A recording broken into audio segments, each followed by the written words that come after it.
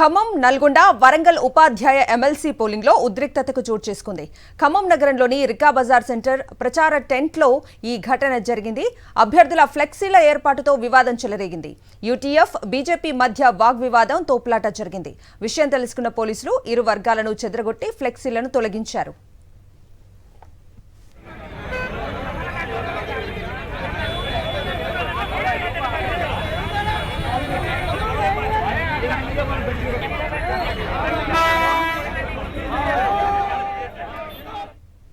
Polling సమీపంలో ఉద్రిక్తతపై మరింత సమాచారం ఖమ్మం నుంచి మా ప్రతినిధి మహేందర్ అందిస్తారు.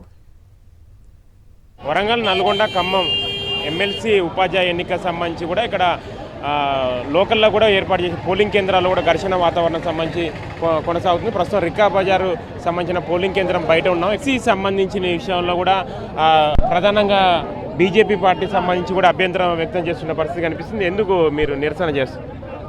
కమ్యూనిస్ట్ పార్టీకి సంబంధించినటువంటి యూనియన్లు రోడ్డు పైన పెద్ద పెద్ద హోర్డింగ్స్ లాగా పెట్టుకొని ఇక్కడ ప్రచారం నిర్వహిస్తూ ఉన్నాయి.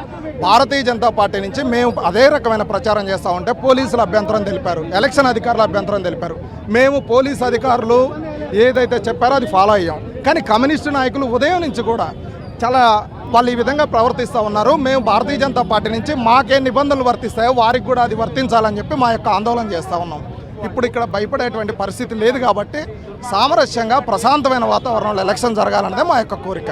మీరు చెప్పండి, అంటే ఎట్లా చూడవచ్చు? ఇప్పుడు అంటే మీరు ఫ్లెక్సీలు ఏర్పాటు చేశారని వాళ్ళు చెప్తున్నారు, వాళ్ళు ఫ్లెక్సీలు ఏర్పాటు చేశారు. మీరు ఇప్పుడు చూస్తే అది ఇప్పుడు మీ ముందు కట్టింది. మేము పోలీసు వారు చెప్పి ఎంఆర్ఓ గారు వచ్చిన తర్వాత వెంటనే తీసేసాము.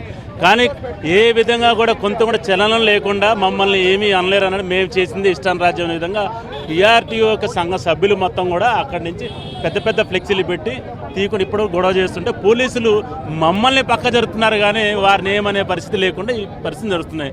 ప్రతి ఒక్కరు భారతీయ జనతా పార్టీ యొక్క అభ్యర్థి పులి సర్వోత్తమ గారిని గెలిపించే దిశగా అడుగులు వేస్తుంటే ఆ భయానికి ఈ రకమైన ఇబ్బంది కలిగిస్తూ టీచర్ని భయభ్రాంతులు చేస్తూ మరి ఓటర్లను ఇబ్బంది పెట్టే పరిస్థితి ముందు ఉండకూడదని చెప్పి మేము రిక్వెస్ట్ చేస్తున్నాము.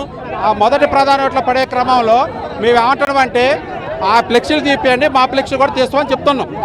ఆ ఫ్లెక్సీలు తీపియండి, ఆ ఫ్లెక్సీలు తీపిస్తే ఈ ఫ్లెక్సీ కూడా మేము తీపిస్తాం ఖచ్చితంగా. దాంట్లో నో డౌట్ మేము రూల్ ప్రకారమే పోతాం.